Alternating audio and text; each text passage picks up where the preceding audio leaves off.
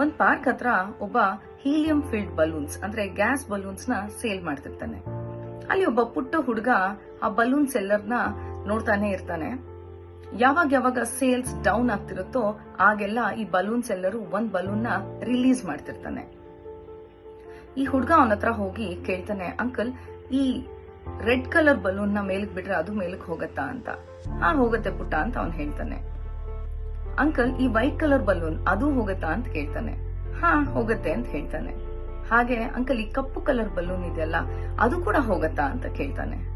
ಪುಟ್ಟ ಇದು ಹೋಗತ್ತೆ ಅಂತ ಅವನ್ ಹೇಳ್ತಾನೆ. ಯಾಕೆ ಈ ಹುಡುಗ ಈ ಪ್ರಶ್ನೆ ಕೇಳ್ತಿರ್ತಾನೆ ಅಂದ್ರೆ ಅವನು ಕಪ್ಪಗಿರ್ತಾನೆ. ಸೊ ಬೇರೆ ಬಲೂನ್ಗಳ ಜೊತೆಗೆ ಈ ಕಪ್ಪು ಬಲೂನ್ ಕೂಡ ಮೇಲಕ್ ಹೋಗಕ್ ಆಗತ್ತಾ ಅನ್ನೋದು ಒಂದು ಕುತೂಹಲ ಅವನ್ನ ಕಾಡ್ತಾ ಇರತ್ತೆ.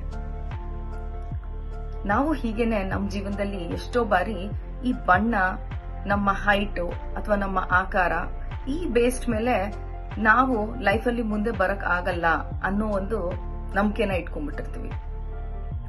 ನಾನು ಕುಳ್ಳುಕ್ಕಿದ್ದೀನಿ, ನಾನು ಕಪ್ಪಗಿದ್ದೀನಿ, ನಾನು ಗುಂಡುಕ್ಕಿದ್ದೀನಿ, ಅಥವಾ ನಾನು ವಿಕಾರವಾಗಿದ್ದೀನಿ, ಅಥವಾ ನನ್ನ ಸ್ಮೈಲ್ ಚೆನ್ನಾಗಿಲ್ಲ, ಹೀಗೆ ಏನೋ ಒಂದಕ್ಕೆ ನಾವ್ ಯಾವಾಗ್ಲೂ ನಮ್ಮ ಬಗ್ಗೆ ನಾವು ನೆಗೆಟಿವ್ ಫೀಲ್ ಮಾಡ್ತಾ ಇರ್ತೀವಿ.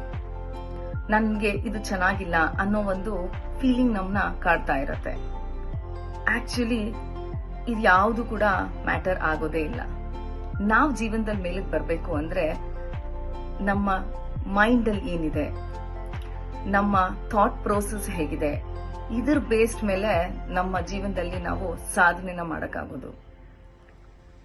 ಇವತ್ತಿನ ನಮ್ಮ ಡೇ 18ನ ಆಕ್ಟಿವಿಟಿ ಸೆಲ್ಫ್ ಅಕ್ಸೆಪ್ಟೆನ್ಸ್.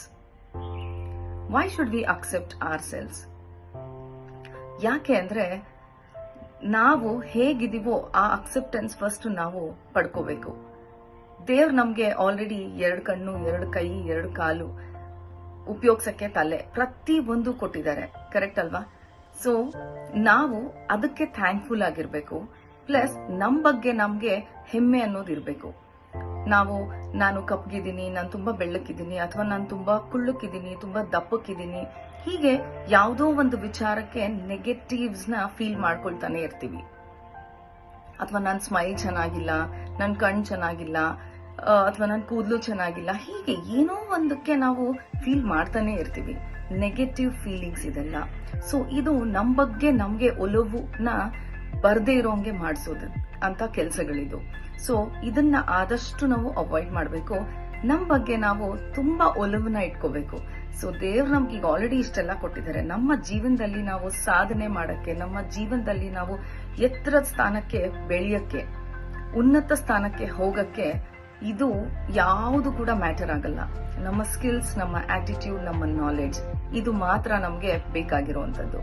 ಸೊ ನಾವು ಫಸ್ಟ್ ನಾವ್ ಹೇಗಿದೀವೋ, ನಮ್ಗೆ ದೇವ್ರು ಏನ್ನ ಆಲ್ರೆಡಿ ಕೊಟ್ಟಿದಾರೋ, ನಮ್ಮ ಹತ್ರ ಏನ್ ಆಲ್ರೆಡಿ ಇದೆಯೋ, ಆಸ್ ಅ ಪರ್ಸನಾಲಿಟಿ ಬಗ್ಗೆ ನಮ್ಗೆ ಒಲವಿರ್ಬೇಕು. So be thankful to that. So ಇವತ್ತು ಮೆಡಿಟೇಷನ್ ಮಾಡುವಾಗ you have to thank your entire body.